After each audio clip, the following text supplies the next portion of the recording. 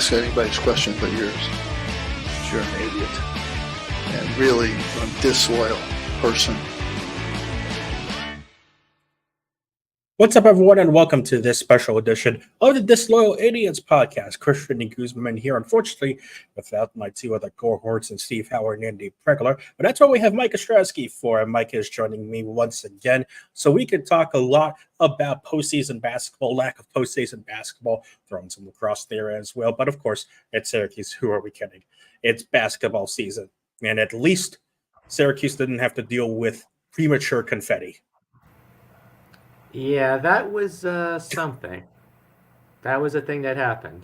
Shout out to Kevin Harlan, who continues to be one of the greats of broadcasting, who continues to roll with every single weird punch that you can throw his way, even if the Atlantic 10 decides to drop the confetti just a little bit too early. A little bit? Indeed. It was only halfway through the second half, okay? That's game not even close to over. Okay, it was fine. It was fine. And shout out also to CBS premiering the two Syracuse grads in Adam Zucker and Ian Eagle on their broadcast for the next foreseeable month as they get ready for their March Madness push, which Syracuse will not be a part of, at least the men's basketball side. They will not be a part of. No word as of yet if Syracuse has decided to accept or decline an invitation from the NIT. We are recording this right now at 9:05 p.m., 30 minutes before the selection show starts on ESPN Dos, not the Ocho, as people might want to believe. But we are expecting that the Syracuse team, based on what has happened, or in this case, not happened, we're expecting Syracuse to accept an NIT invitation, which would have been a lot easier to maybe tell if Syracuse performed a little bit in the week prior. Unfortunately for Syracuse, it continues to flounder in the ACC tournament ever since the Orange have joined the conference once again, this time falling to the eventual surprise winners in the NC State Wolfpack. Congratulations to Kevin Keats for standing on the sideline, being the 5th-and-a-half player of the Wolfpack for every single game and winning because of it. I'm not salty in any way. Oh, not at all. And this also had nothing to do with some comments Jim Boeheim made about their celebrating, I'm sure. No, nothing at all. Well, at least America will now get to at least see for 40 minutes what DJ Burns is and how absurd DJ Burns is. On the bright side, NC State winning 5 conference games at Capital One Arena is a reminder of how much Georgetown still sucks, because they haven't done that since 2019. Since it is 9:05 p.m. on the eastern seaboard of the United States of America on this lovely March 17th day in the year of our Lord 2024, which is always a great time to remind everyone that Georgetown still sucks. Yeah. When isn't? Never. And it goes to show you that also NC State did better than the Washington Wizards did in their own home arena as well, which is incredible.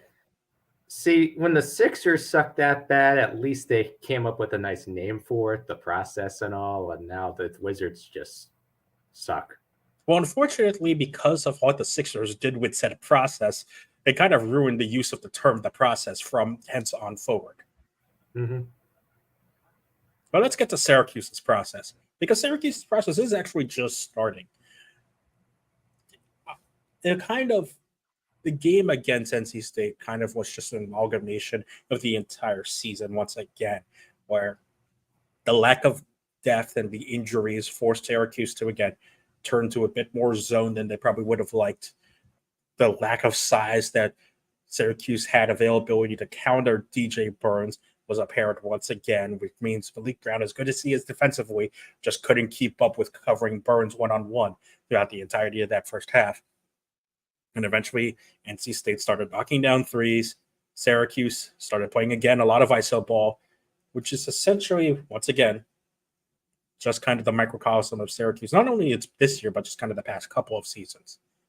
And at that point, even though I think a lot of people could see there were a couple of ways a Syracuse miracle run could have happened, like NC State just went on, the pieces were never going to line up just based on the amount of ammunition that Adrian Autry had at his disposal.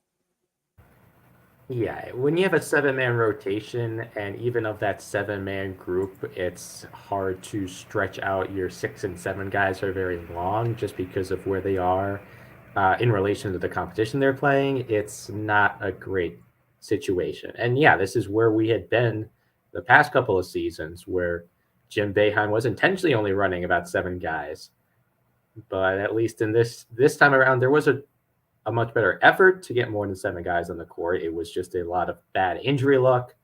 Again, the whole Benny Williams situation, who, by the way, is transferring, which is news. No, really? Yeah, I have to get that in there. If you don't, when we're talking about, just check the News Musician Twitter, and you will see my snarky response to that. Now we'll just pull it up right now. We might as well. You have to do that. Okay, we won't then. All right. Unless you want me to. Look, go ahead. If you're already doing it, go ahead. But guys, if somebody leaves, if somebody is dismissed from a program, they are going to transfer. It's not rocket science. It's not. I mean, I don't exactly have many great sources. I'm still in college, but I need a source for this one, ladies and gentlemen. I don't think a lot of people need a source for this one. No. Which is to your point. All right, back to the present, where NC State, the way that whole game went, it's a disappointing way to end any slim shots of making the NCAAs. But all things considered, I think this game before, what happened with Louisville, was the absolute worst case scenario for setting up that matchup with Syracuse, because that game was way closer than it should have been. And some of that has to do with both DJs. DJ Burns only played, I think, 11 minutes in that game. And then the other DJ didn't play at all. And then NC State said, okay, that we almost got bounced against one of the worst teams in the conference. We're not going to play like that again. And they didn't play like that again. It's incredible because legitimately, I think if NC State lost that game, I think Kevin Keats would have been fired.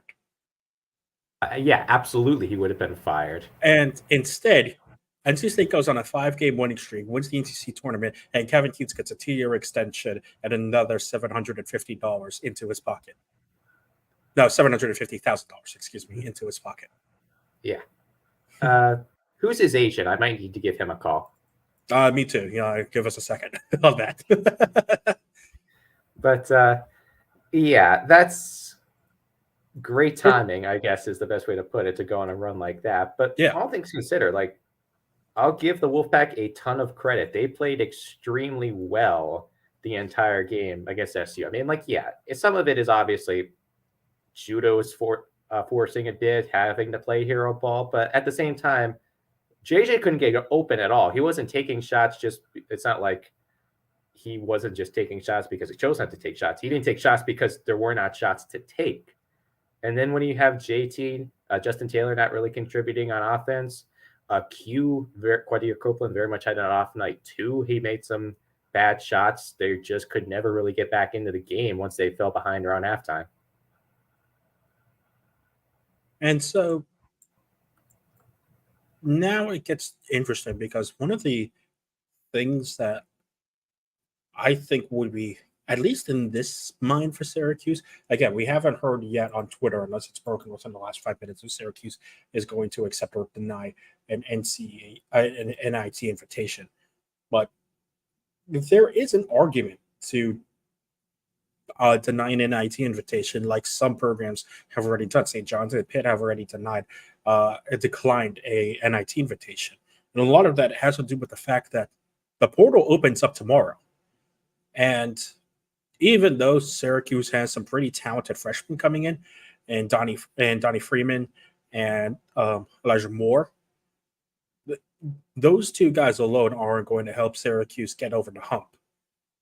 And we've seen Jim Boeheim use the portal to his success before, and it's going to be Adrian Autry's first full season full off season using the portal, even though he took over at the end of the season last year. I doubt he was in many advanced talks at the time he took over the head coaching position to really target players other than the ones he had prior connections with. So there is, again, that's your opportunity to say, hey, potentially Syracuse declines an NIT invitation to head into the offseason straight away and start roster building the way that Adrian Autry wants to start roster building. I would imagine they do, accept based on some of Autry's last comments in the post game. Yeah, me too. We'll take those opportunities whenever we can get them. And as far as the whole, the portal opening, SU, I really don't think will be doing a ton in the portal simply because they don't have a lot of room to do so unless some of their own players leave first. You get an open scholarship with Benny out of the picture, then there's the possibility Monir Hema is a medical TQ. Obviously, it's not official. That's just speculation at this point. Maybe Judah leaves, but until one of those two things happen, they're technically at -1 scholarships right now with the 2 freshmen coming in next year. So there's got to be some movement first. And some of that could be in the form of, does Peter Carey pack his bags for Binghamton or Canisius or wherever? He's just nothing against him at all, but he's just buried so far in the depth chart at this point. Yeah, he'll probably. I think he's the one guy that he's pretty much got one foot out the door already. It does seem like a return to Massachusetts for Peter Carey is very likely. Yeah. In some form of a Massachusetts school. Yeah. So it's a little bit more of wait and see in my eyes of how many scholarships is Autry going to have to work with. I'm sure there's going to be some quick conversations, especially down to some of his guys in the DMV area of who he could start reaching out to, see what kind of fits there are. But I would not expect a lot of movement.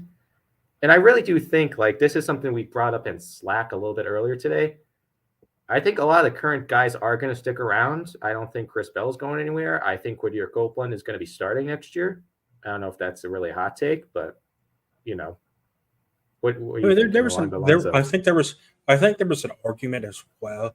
I think Copeland has kind of perfected the role of being the spark plug off the bench, and it gives Syracuse a unique situation to force other teams to prepare for, because you still have to deal with a starter who is very capable of playing, decent minutes, but then have to deal with this guy coming off the bench who could also theoretically be a starter, but then also changes up the team slightly and changes it up effectively enough to force the opponents to adjust in a way that they're not comfortable with. So I could very easily see Copeland being that guy once again, and essentially being placed in the Tyler Lydon role of the 2015-16 team, which is what he was this year.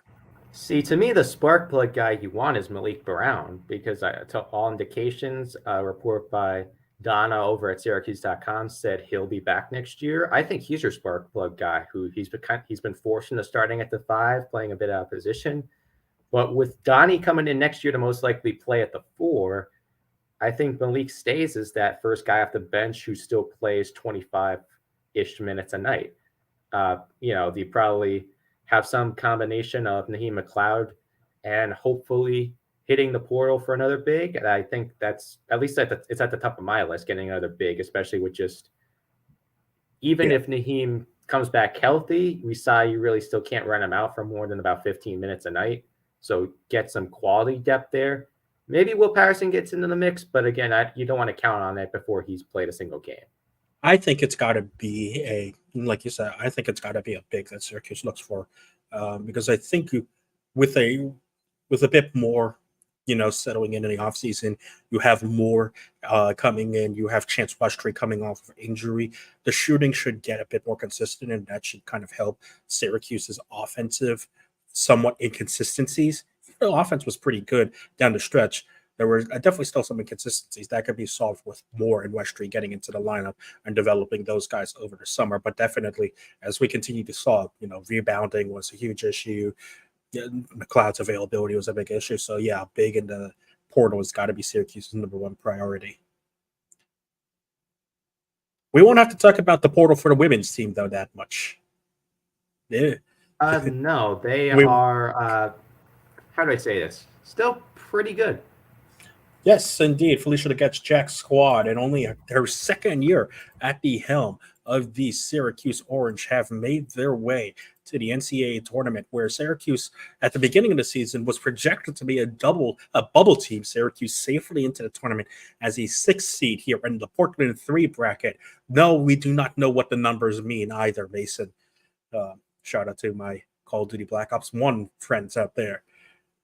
So, into the Juju Watkins quadrant of the bracket, but more importantly, Syracuse will be headed to Storrs, Connecticut to play their first 2 games of the NCAA tournament. And assuming they get past the first 4 play-in game of either Auburn or Arizona, that most likely sets up a tasty rematch of the 2016 national championship between Syracuse and the UConn Huskies.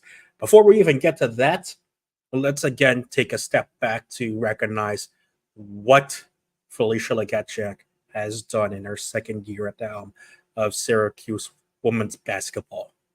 Because boy, oh boy, after the whole initial development with Quentin Hillsman, the season that followed afterwards, that season didn't happen. Yeah. Unfortunately, it did because I was on campus for it. I know you were as well, but that was my last year on campus for it. So it unfortunately happened for me. Yeah, but we just say it then. There was no interim head coach. We got FLJ 2 years ago. That one. Indeed. And even though Syracuse didn't make the tournament last year, they make it this year and make it comfortably, being ranked most of the year as well. This is a Syracuse team that is richly deserved where it's going right now. And congratulations to Felicia Legette's Jack squad, who look to be on a very, very exponential upward trajectory up in Syracuse right now. Absolutely. There was the chance a couple weeks ago maybe of hosting a game, but even with a bit of a rough finish to the season, losing at NC State to close out the regular season, losing in the ACC tournament, a surprise one and done, it was still a phenomenal regular season for them. The second most regular season wins in program history in FLJ's second year is nothing to pass over. And this is still a team that's built. I know they're going to lose Deja Fair after this year and some others, but the way that FLJ has put this squad together, I see no reason why she's not going to be able to reload them very well for next year. I don't want to get ahead of myself. They're still in a great position to do some damage this year, but they're in great shape. And as for this year, you alluded to, they've got to first beat the winner of Auburn, Arizona, and then they will probably have a chance to exercise some demons against UConn. Unfortunately, the last time you played UConn, you had Brianna Stewart on the floor. Now you have to deal with Paige Beckers, who, even though she's coming off multiple ACL injuries, is still a very good basketball player. Shout out Gino Auriemma and his pipeline of talent continuing to flow through the UConn Huskies. Yes, it's still fantastic. Still, I can hate UConn as a program, but I can't, as a school and everything, I can't deny that they have a phenomenal crop of talent every single year on both the men's and the women's side. That is one of the basketball capitals of the world right now. Oh yeah, of course. And Dan Hurley also winning the Big East finally for UConn, relegating that league to a 3-team bid league. We could do a lot about that as well. I'm not going to go on a huge rant here, but I could legitimately do a whole 1 hour podcast just on how garbage this year's bracket is. I mean, the biggest before we get back to the women's side, just a quick hit on this. It's still a crime that Indiana State was not put into this bracket. Yeah. I don't have anything to say on that. Just, why? Shows you that these net rankings may not be all that up to matter. That's Indiana State was 29 in the net. Yeah. Well, don't worry. That's not going to stop Syracuse from scheduling the all New York non-conference schedule next year.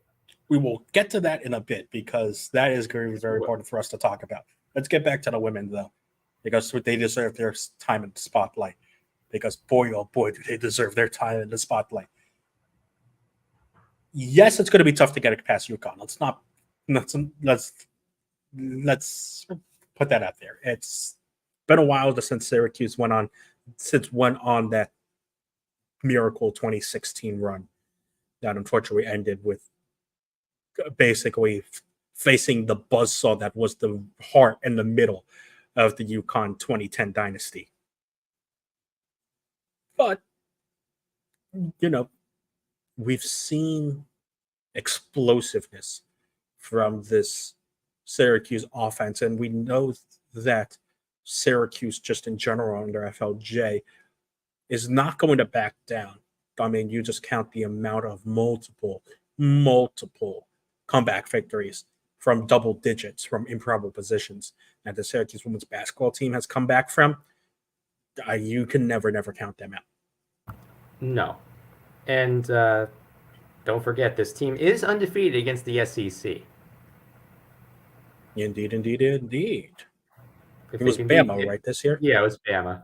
Mm-hmm. So, that'll be a good place to start. And jokes aside, it has been a very special year for this team, and they've come back from a lot of games that it seemed like they were out of. And even if they hit a bit of a speed bump near the end, and even before the 2 losses to close out the year, the Pitt game was very close when on paper it probably should have been. But Deja Fair hit a bit of a cold streak to end the year. She was her normal self in the fourth quarter of all those games, but in the first 3, she had a couple rough shooting performances. I highly doubt that in the playoffs themselves that she is going to stay as ice cold as she was for that very small stretch. This is a career-defining year for her before she eventually goes on to the WNBA. And when the lights are brightest, she has shown up hugely this year. Even in the NC State loss to help get the game to overtime, and in overtime, that was when she was playing her best in that game. Now that it is the postseason, I guarantee that we are going to see some more great performances from her. So the big question is, how is this secondary scoring going to be? And there's one big question mark, which I don't know if we have any update on. I doubt we do. Yeah. But I'm assuming we're talking about the same person. Yes. Isabel Verjao, I'm not sure if she is going to be available or not. She's been great underneath for Syracuse in the paint.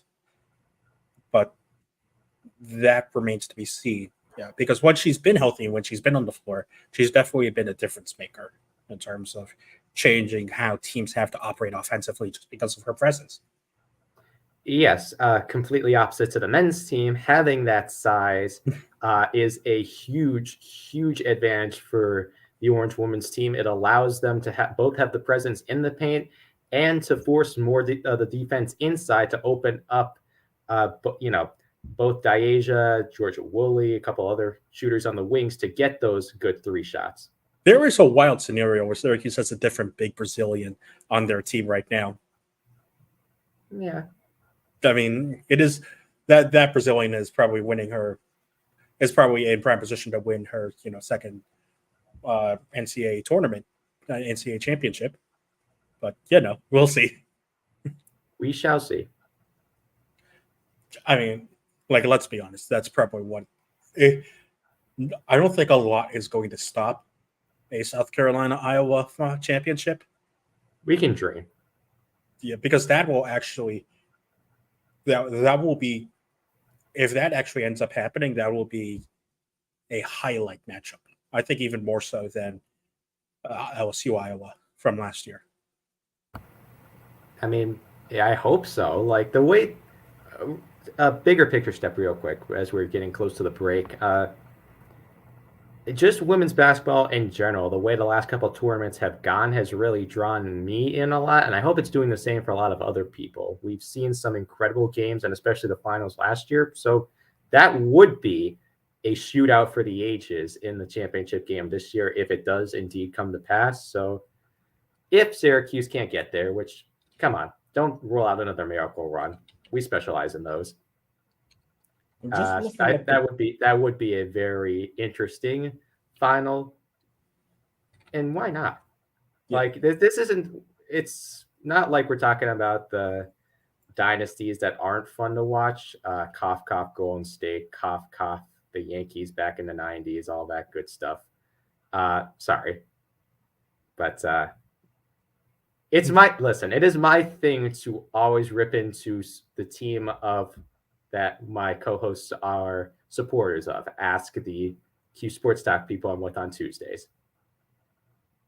No, yeah. Well, it's because you rarely have so much to talk about Pittsburgh nowadays. You've got your one glimmer of hope, which is the potential of maybe a quarterback that doesn't get stuffed by Arthur Smith play calling. It cannot be worse than Matt Canada. Arthur Smith would like to challenge that with free next day shipping. I say as this gets cropped and sent back to me in a couple of months when we're back to running jet sweeps or throwing screens to the third string tight end. Well, the real question is, will you pay for next day shipping, or will you take the free option to wait 1 to 2 business days for it? I mean, I've got Prime, so I'll do I'll do the free overnight, but it'll still show up in like 2 or 3 days. Is what I'm saying. That is indeed true. So you don't need Arthur Smith's FedEx money. No. Well, I mean, if you're watching on Twitch, I'm not sure if we have a Prime button on Twitch. I don't think we do, but you could always help out Noons by one of the big ways is by helping support our sponsor of the Disloyal Idiots podcast, and that is Home Field Apparel. HomeFieldApparel.com is your one-stop shop for all your best and comfiest throwback sporting material and apparel.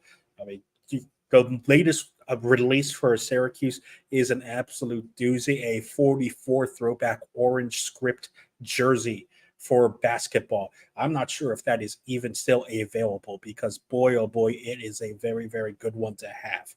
Please, if you want anything similar to your Syracuse-related apparel or any college apparel of your choosing, go to homefieldapparel.com and use the code NUNES23, NUNES23, at checkout for 10% off your first purchase. Once again, that is NUNES23, NUNES23, for 10% off your first purchase.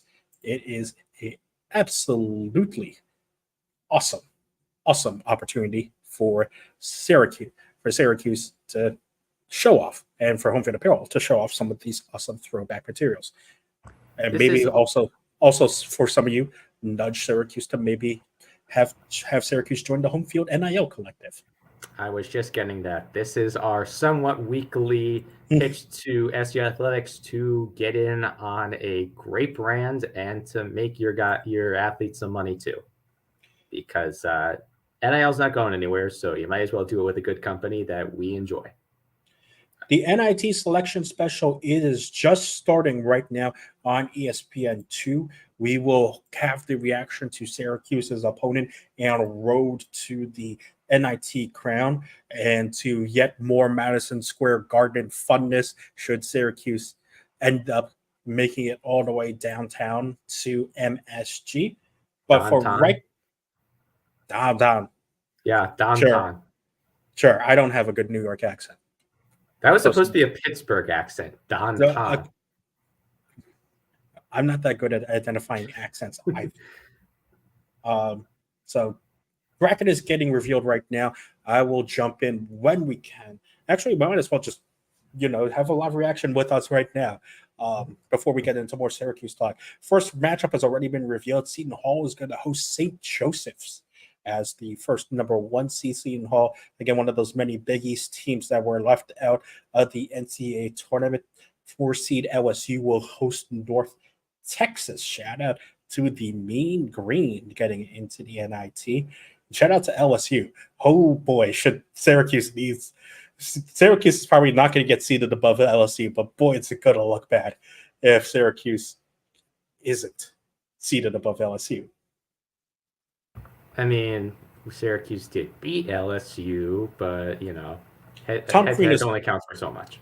Tom Crean is also on this on this NIT show, so this should only fuel maybe more great Syracuse Indiana memes. Third matchup that's being reviewed: Providence hosting Boston College. That'll be fun for a lot of people in Rhode Island. Mm-hmm. All right, they at least got to. Say again, Mike. I think your mic. Yeah, sorry. That's a good regional one. Yes. For whatever reason, the volume on my selection show just went like full blast, so I had to panic mute. Oh, wonderful. Congratulations. I am watching without sound right now.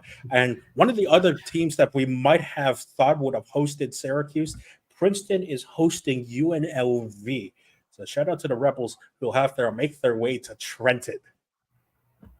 That should be fun for them. The former home of great AA baseball, and now I think it's like MLB Draft League.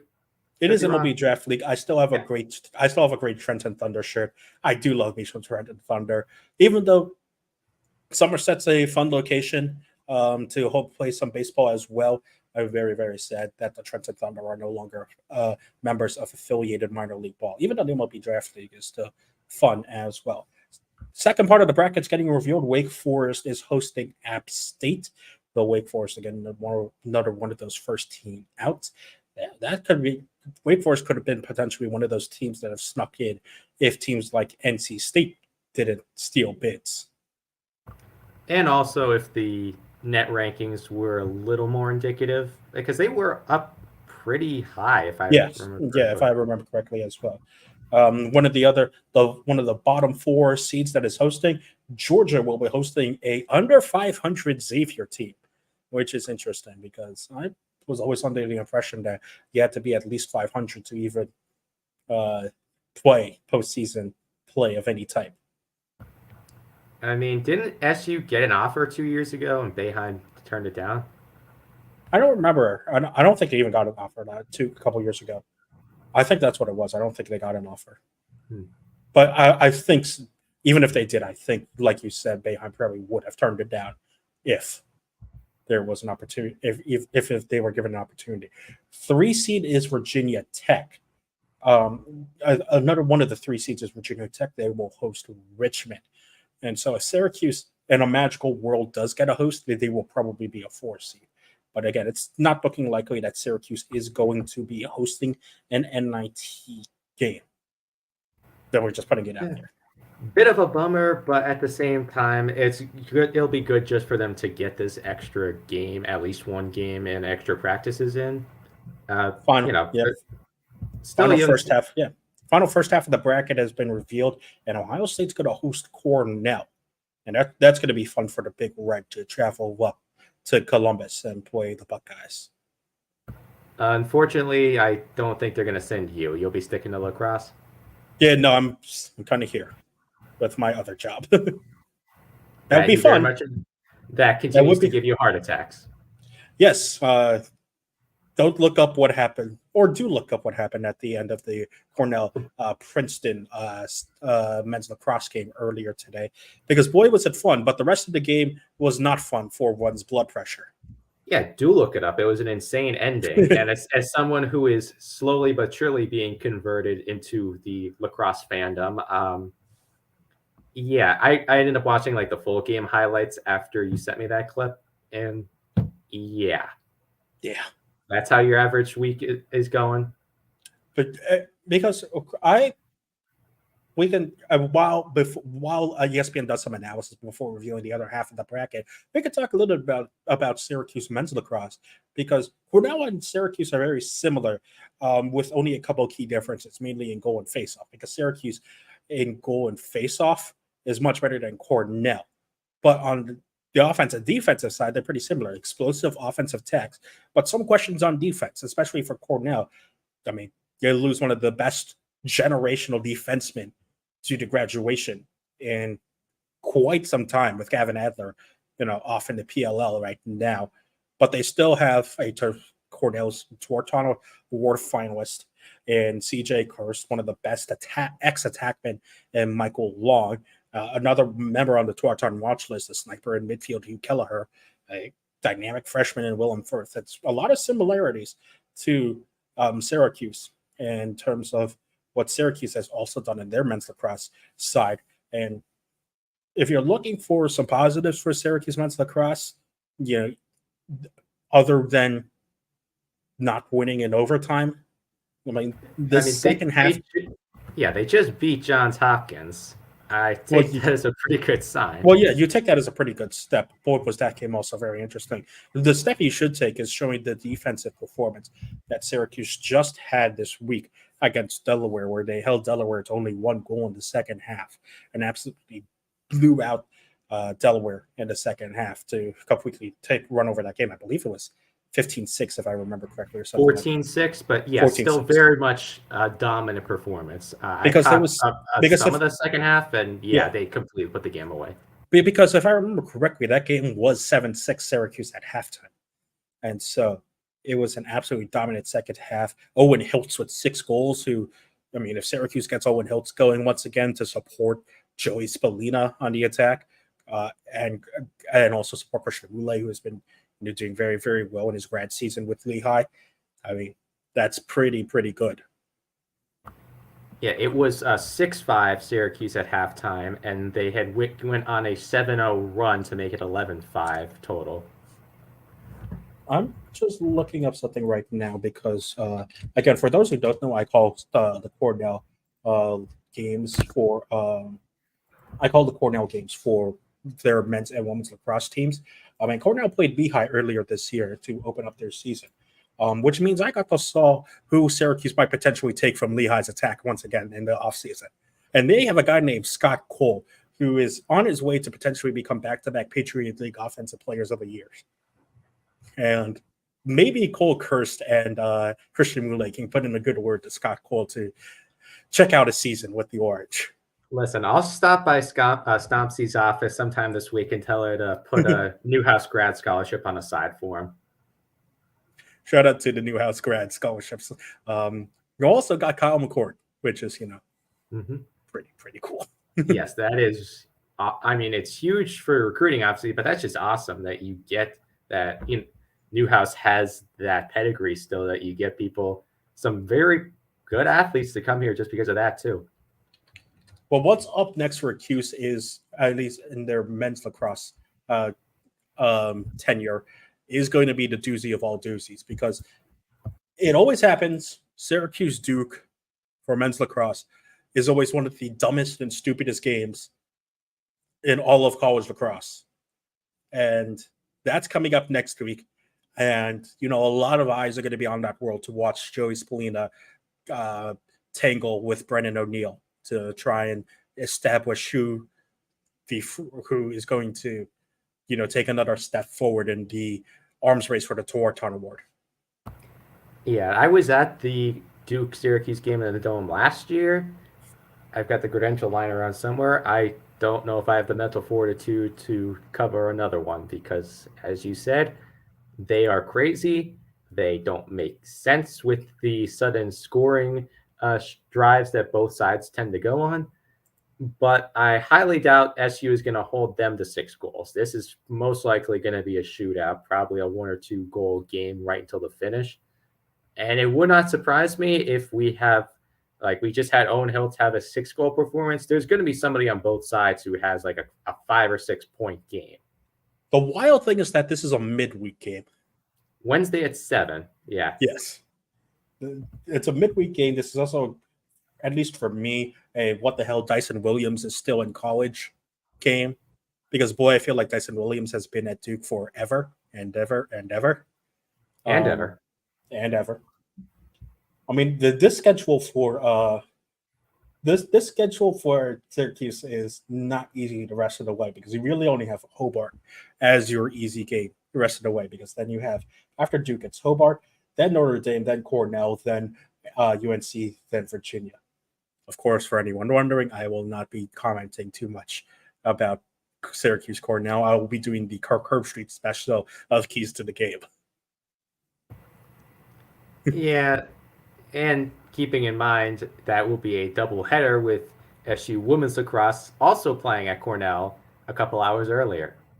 Indeed, and that women's lacrosse team, really quickly before we get back into the NIT schedule selection show, which has just started back up again on ESPN. Boy, was that a good game from the women yesterday. Absolutely dominating the Tar Heels. Yes, this is not the same North Carolina women's lacrosse team of past, but still dominating the Tar Heels 20-5 in the Dome. I think that's a performance that could set up the women for postseason success. Yeah, the total antithesis of last year, where they started strong and ran out of the gas. They started a little rough with that start of schedule, and this is a game that says like they're not going anywhere. They're on fire with putting up that kind of offense the entire game. It's going to be a fun team to watch these next couple of weeks, and we will get back to them shortly as the NIT bracket is back on. Top part of the second half of the bracket, Indiana State, who should be in the NCAA tournament, will be hosting ACC school SMU. Butler will be hosting Minnesota. Yes, SMU is in the ACC. Let's still get our minds around that. In a couple months, they are in the Indeed. ACC. Shout out to Bradley, who gets to host a NIT game. They'll be hosting the Fighting Sister Jeans of Loyola Chicago, which will always be fun for Loyola Chicago, who loves their postseason play. And Sister Jean will get to stay in Chicago for that game as well. And then finally, Cincinnati is the final 2 seed of the top right part of the bracket, and they will host San Francisco. So unless Syracuse declined an invitation, this is actually getting kind of down to the wire of what we're actually seeing from Cuse. I mean, every sign points. I'd still be very surprised if they declined, as I am rapidly scouring Twitter to see what's going on. Me too.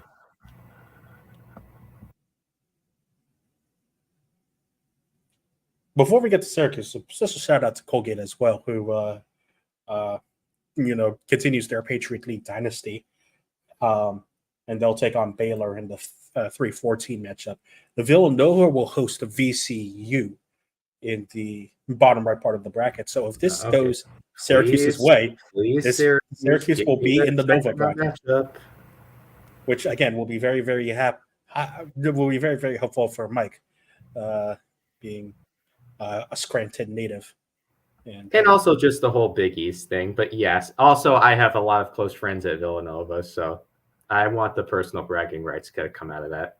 Indeed. It's been a while since Syracuse and Nova have played. I think it's been 2 years since Syracuse and Nova have played. And it's not going to be Syracuse to start. UCF and South Florida get in. That will be a doozy. That will be a doozy in Central Florida.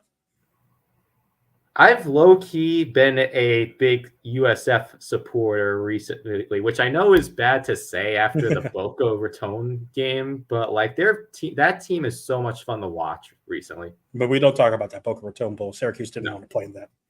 Iowa is up next as the 3 seed. They will host Kansas State. There's one more matchup left, and either Syracuse didn't get selected or Syracuse declined an invite. All right. Here we go. Don't know if you can hear the drum roll, but drum roll, please, everyone. This will also be good content if Syracuse didn't get selected or didn't get an invite. Yeah. Tom Crean, shut up. You couldn't figure out the zone.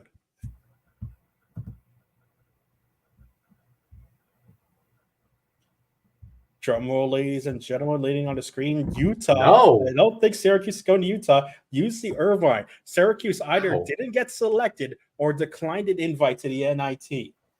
I am now going to search on Twitter to see if Syracuse had put out an announcement saying they were not going to participate in the NIT or not, because it seemed like Syracuse had everything they needed to participate in the NIT. And no, There is no statement that I can see. So it seems like Syracuse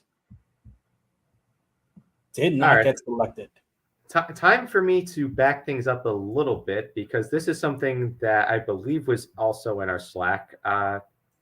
Kevin sent something of Kyle Cuff basically posting next year's conference schedule, which was after the ACC tournament. So I didn't take that as, okay, we know the season's over. But now that this happens, it's making me think a little bit of they would have declined it. Exactly. That could also be a great, and that's a great point. And again, at least like I said at the beginning, on the plus side, this allows Syracuse to hit the portal hard tomorrow because that's all they have to focus on. Unless for some reason Syracuse is hosting a CBI game. No. I legitimately forget that still exists half the time, because that's the one that has like a buy-in, right? I forget. It's the CBI. No one really cares, especially if you're in a Power 5 school. So, and we could still I say would be surprised if it comes out that Syracuse was just flat out not selected for the NIT. Yeah, again, they won 20 games. I know asterisk one was against a D2 school, but it was still the best regular season for Syracuse in quite some time, and that's with a pretty stacked non-conference schedule. The tournament in Hawaii, which I will say for the nth time they should not have played in, and Oregon that they caught at a good time, but going into the non-conference schedule was not looking like an easy game. Well, I think you couldn't have done much with the Maui Invitational because again, something Matt Park posted on Twitter. These invitational fields get decided years in advance, and I think Syracuse just got unfortunate with where their program was versus where their program, where the other teams were, in terms of where those teams were in their program lifespan, you could say. So, I think it's Maui, like Maui and Battle for Atlantis are always going to be events that if you get invited, you're going to want to go, no matter how good or bad your team is. And just unfortunately for Syracuse, they just got caught out at a bad time. So I don't think you could have done much about Maui. What we now get into is what we were teasing a bit about 30 minutes ago is our scheduling talk. Because what we saw the Big Ten do is allow their teams to schedule a lot of non-conference games that could raise their net rankings by blowing out non-conference teams. And Syracuse, at least in this first year under Adrian Autry, scheduled less non-conference games than they would normally have against with Jim Boeheim at the helm. Now, it didn't help that the non-conference games that Syracuse scheduled that should have been easy wins turned out to be close wins and wins that Syracuse scraped by their teeth. But given the resumes that some other teams have shown, Syracuse probably now should be scheduling more Niagaras, Canisiuses, Binghamtons, Siennas. Those Marist for the James Zuba special. Marist. I mean, Albany, if they want to make a trip up. Like, yeah, sure, throw Colgate and Cornell in there as well. But they should be scheduling more and more and more of those games to pump up their net rankings and make their non-conference look good. Absolutely. Fundamentally, I would disagree with that. Not obviously that's what they have to do. I don't like that's what they have to do. I wish it was. This is indeed true. Yes. I wish that it was like you play a tough non-conference schedule that would mean more than, hey, we blew out teams that we're supposed to blow out. But if that's what they have to do to get the committee's attention, then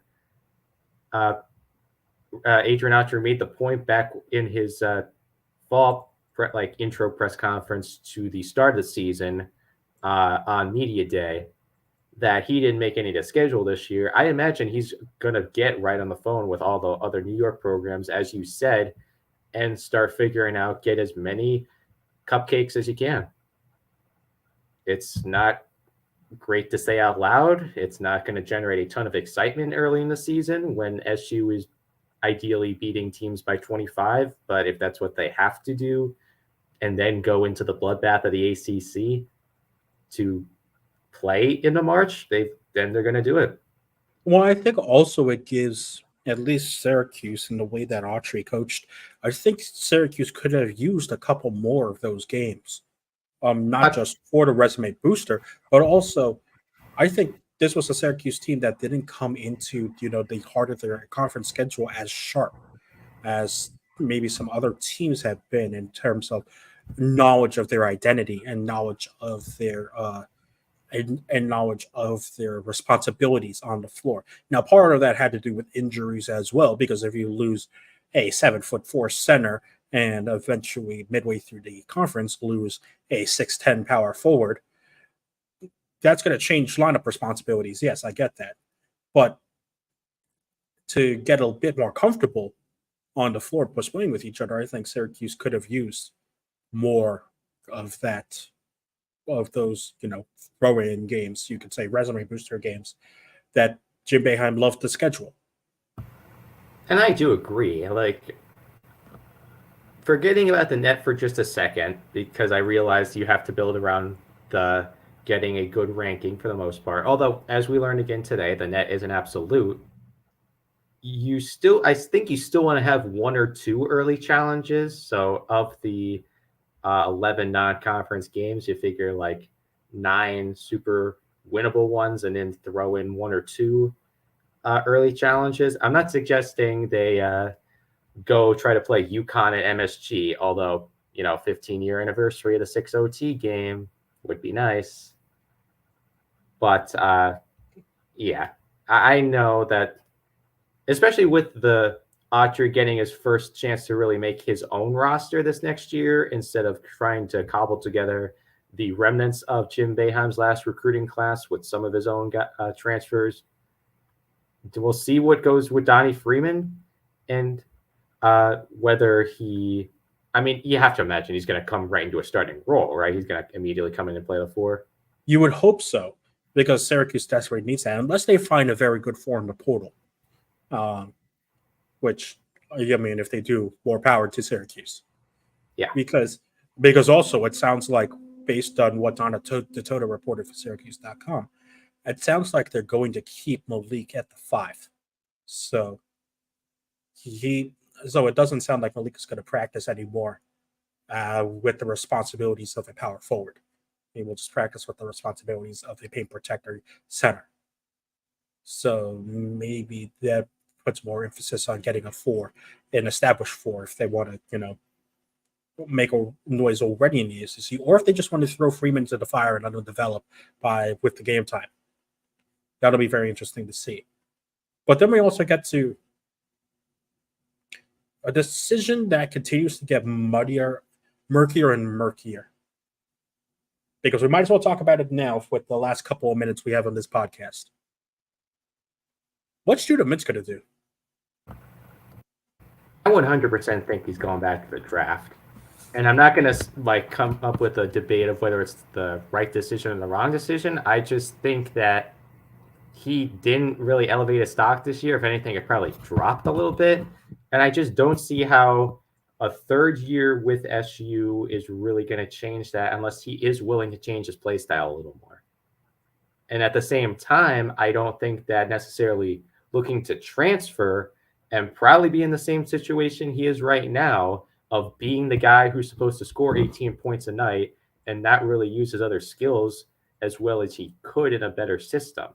Like, if he's transferring, again, big speculation, this is just hypotheticals and all. I don't necessarily think a team would be looking at him as like their second or third scoring option. He'd be getting calls from somebody who wants him to lead again. And while I do love what Judah does, his ability to get to the line so often, I think what would make him much more attractive to NBA scouts is to work on his shot and to show he can play, he can be a distributor when he needs to. So with the options that if you either get drafted or probably go to the G League and work on your shot there, or come back to a system that has had a lot of turnover the last 2 years, is probably going to continue to have turnover next year, or go for a complete wild card and hope that your next transfer destination works out, which we see when it sometimes doesn't, in the case of Jesse Edwards, who did play very well this year, but just a very awful situation. just a very, very poor. Yeah. So that's my 2 cents. I think it makes, whether it's turns out to be the right decision or not, I think the odds of Judah Mintz declaring for the draft and sticking with his declaration for the draft is what's going to happen. I think the odds are the highest for that. I wouldn't completely rule out a return, but again, it seems like just the way he's been kind of sort of teasing it in his post game the last couple of weeks, is his media availabilities in the post games the last few weeks. I'd say he's definitely at least looking to go through the process again at the absolute bare minimum. And more likely than not, he has played his last game as a member of the Syracuse Orange. So now we also wait on a Syracuse statement of some kind. They're not good at doing those in a timely fashion.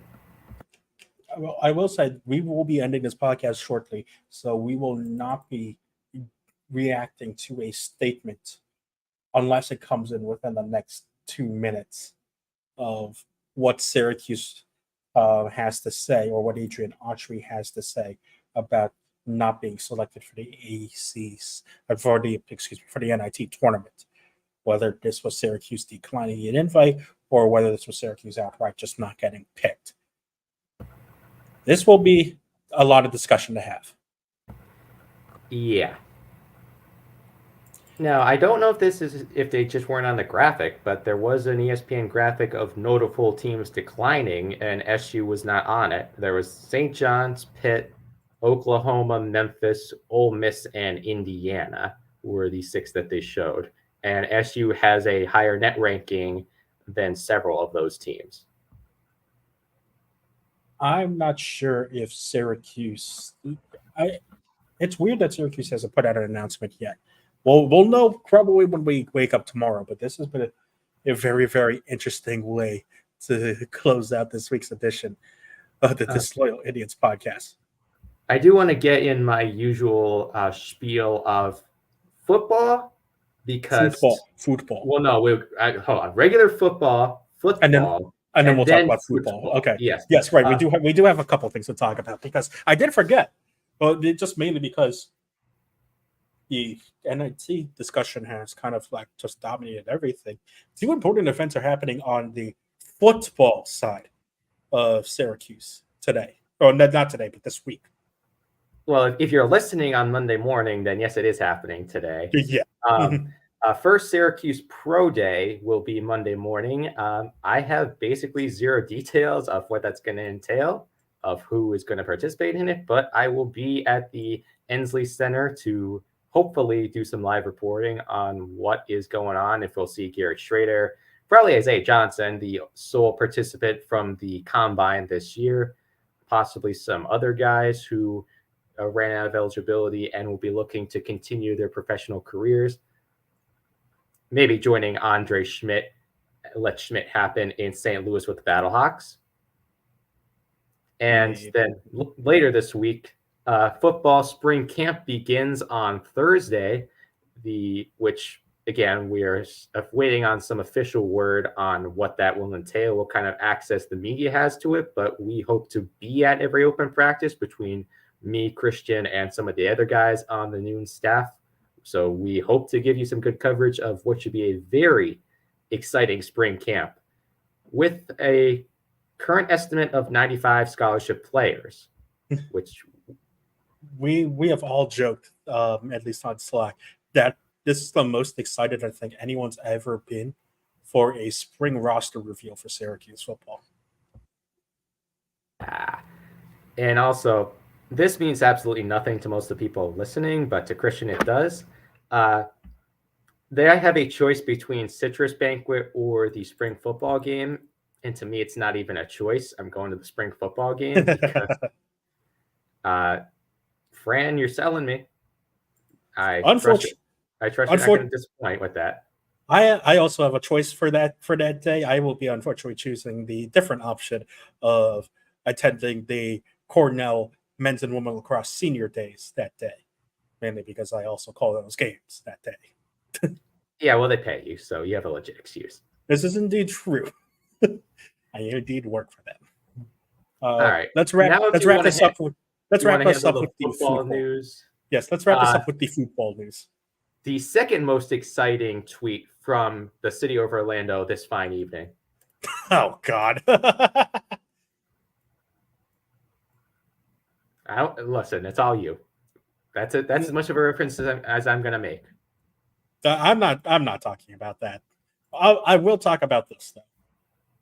Shout out to Giorgio Kochevsky for making his MLS debut, the co-ACC midfielder of the year, continuing the Orlando City to Syracuse, or Syracuse to Orlando City pipeline, and may that pipeline continue strong, because boy, oh boy, it's fun to see Syracuse pros play in the MLS and eventually beyond.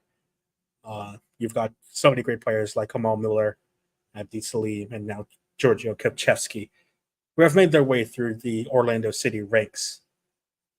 And shout out to Giorgio. He was always a great passer of the ball at Syracuse, and may that long continue in the MLS. I hope it does. Completely, somewhat related.